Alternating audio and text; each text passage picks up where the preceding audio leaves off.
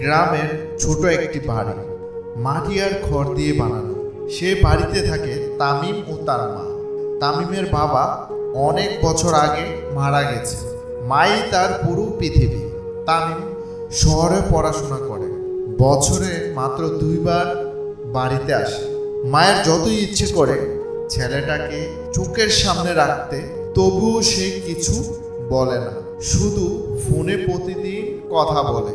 একদিন তামিম শহরে খুব ব্যস্ত ছিল, মায়ের ফোনে আর আগের মতো সময় দিতে পারছিল না। মা প্রতিদিন একবার ফোন করত, কিন্তু তামিম তাড়াহুড়ো করে বলতো, মা পরে কথা বলি, এখন খুব কাজ। একদিন ডাকপিয়ন তামিমের বাসায় এসে একটি চিঠি দিল। খামটার উপরে লেখা শেষ চিঠি, মায়ের পক্ষ থেকে। তামিম কাপা হাতে খাম খুলে পড়তে লাগলো।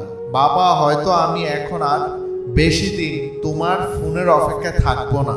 আমি বুঝি তোমার জীবন ব্যস্ত হয়ে গেছে, কিন্তু মনে রেখো, যখন তুমি ছোট ছিলে আমি রাত জেগে তোমার পাশে বসে থেকেছি, তোমার জ্বর কমার অপেক্ষা থেকেছি। এখন আমিও প্রতিদিন তোমার কণ্ঠ শোনার অপেক্ষায় থাকি। যদি কোনো দিন আমি না থাকি, তখন যেন মনে কষ্ট না থাকে যে মায়ের সঙ্গে শেষ কথা বলা হয়নি।